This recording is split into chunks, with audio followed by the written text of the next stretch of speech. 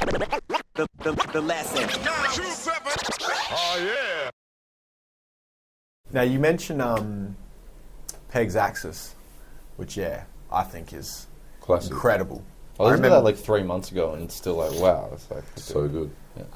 I remember when I first heard that, I was just like, wow, front to back. Not only is the production really good, Platonic on production. Yeah. For the whole thing of that. Yeah. I think I'm pretty sure. like 90% of Yeah. it or something like that. But I also remember like the penmanship doesn't waste a word. Like it's just such a concise. And stylistically, no one sounds like him. So it's like, when it comes to originality, it's like you just want someone that can sound like them and they're not being influenced by anything else. And I really respect that. And And Pegz just sounds so like, worldly with his shit, It's like, sounds like someone who's well read, someone Definitely. who's well travelled, someone who's interested in what's happening in the world, history, all those kind of influences you hear come through in the lyrics, and it just makes for really original hip-hop music because, not everyone's referencing those things, and it's a good insight into his, what he likes as a person or what's influenced him and his thinking and his philosophy. So I always respect that about Pegz. It's just like very interesting vocabulary and kind of delivery. Yeah, and just reference to cool shit that His voice, a lot of people aren't checking for, So And he had, before that, he had Capricorn Cat, which a lot of people hold in regard of a classic as well. It was sick. Pretty sure I won that in an MC battle. Like that was the prize? Yeah. That's that sick. and J-Zone, like, sick. hectic, weird. Pimps don't pay tax. Yeah, it was that. I gave it to Morgan, and Morgan liked J-Zone. J-Zone, so classic. Let's not talk about J-Zone. Shouts to J-Zone. Shouts to J-Zone. I don't want to talk about him. I know all about him right now because I watched this thing about him, but I don't want to go there. He's playing drums. Yeah, I can imagine where he's at. It's called When Rappers Get Old. It's a documentary. People should Sick. watch that shit. I've seen it. Yeah. Sick. Is that what it's actually called though? Something like that. I'm sure you could Google pretty that. much, Doco, When Rappers Get Old, J-Zone on drums. Now you guys actually, your first album was on Obese? EP as well. First EP and the first... 2008 was the EP, 2009 was the record, Sleep on the Style debut record. And all of our records, pretty much our whole discography except for this last record was released through Obese. So when you guys first, I guess, got approached by Obese, tell us what that would have felt like, because obviously I can imagine being approached by, a very reputable label like that would have been, pretty good feeling. For us, it was like Elephant Tracks or Obese. That was in our minds, our pathway was either like that or like that. And then, I guess I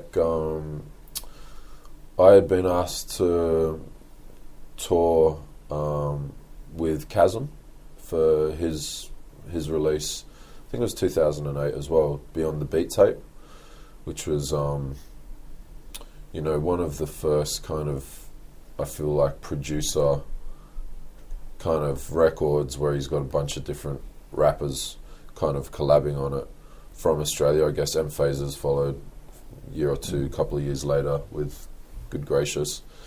But yeah, so Chasm was the homie, when we first started doing gigs in Sydney, that's where we met, was at a show, and we were the support act. I think Chasm was headlining, and we just kind of kicked it, and he was like, I like what you guys are doing, and blah, blah, blah, and he was working on this producer album, and then we did, that was our first wax. That was the first ever shit that got released for us, on anything, CD, wax or whatever. Yeah, he put us on, and that was on Obese. Yeah, so he'd been signed kind of recently to Obese, and that was, I think, his debut joint was with Obese, and he'd asked us to kind of, I think we was on maybe three songs in the end. I think we did two, and then you did one with Aussie Battler, Dialectrics, and The Tongue, maybe. Yeah. So anyway, we were on a few joints on that release, and we just kind of became like good friends with Chasm, and when it came time to do his national tour promoting that. Was it Block Party as well, though? Well, I think did Thunders, I think... We did 2 block parties, but I'm not sure... I don't know if I did a block party with Chasm and Dielectrics, and it was also DJ 2 Buck. Yeah. From Binge Thinkers, Sydney crew, but shouts to 2 Buck, legend. But yeah, so I'd done the national tour with Chasm, and yeah, I think the block party as well, because that's when I got to meet Pegz through doing that, and just kind of through kicking it with him, and I guess we had recorded and mixed and pretty much mastered our debut EP around the time that I was doing that tour.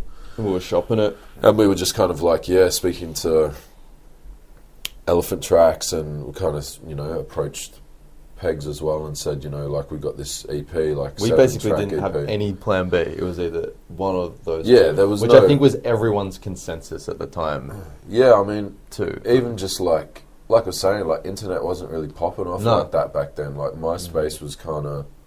MySpace was doing its thing, but it was just a weird time. It's not like now where... Labels were, like, had so much more power and identity. Like, it's not just like this... Nowadays, it's like a label's like an imprint on the CD. But then it was like, remember, like, Def Jux or, like, Low Life Records in the UK, like...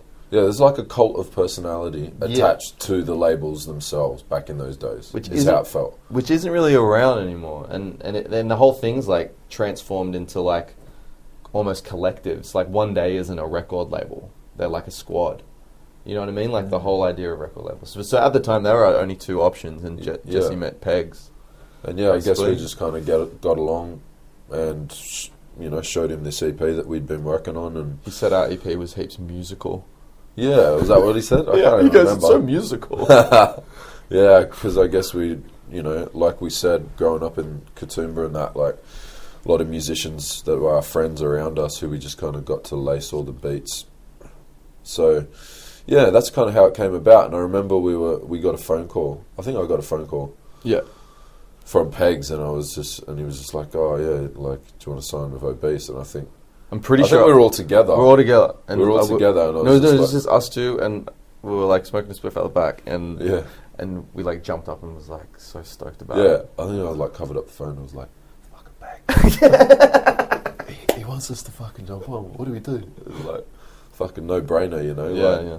So we were just stoked to have, just a platform. Yeah, and just someone of that caliber who we looked up to and we respected, kind of like show some belief in the potential, I guess, that he could see.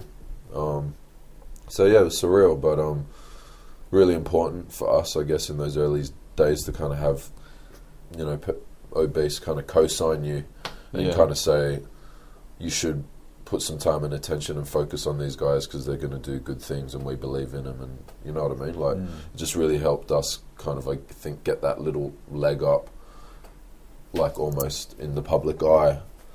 They just had relationships with Triple J, and you're kind of right. Like the internet, you don't really need as much of a cosign anymore.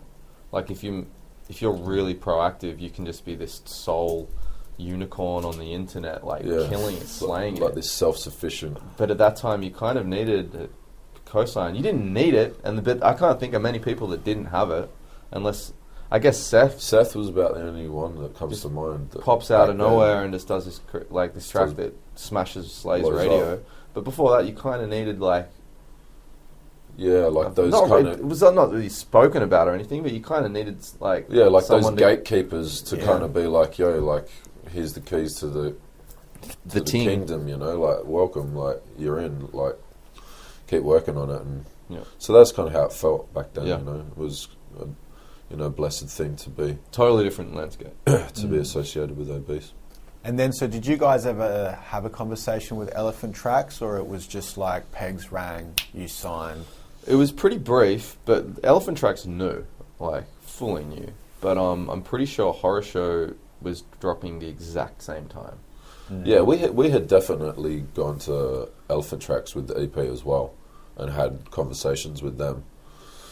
But yeah, I guess there's only so much room, like, to kind of And I think like Horror Show was in a crazy place, like game-changing record, I reckon, that grey space, especially for like Sydney hip-hop identity as well. And so Elephant Tracks were about that at the time, and so like Jesse said, it's like there's only so many resources, and Pegz actually had a crazy, for what we perceived was a really good opportunity, and Dialectrics was going there, and Chasm was there, so we saw a family there. And in retrospect, like, I'm really happy that we went there for maybe not your typical reasons, but it was meant to be.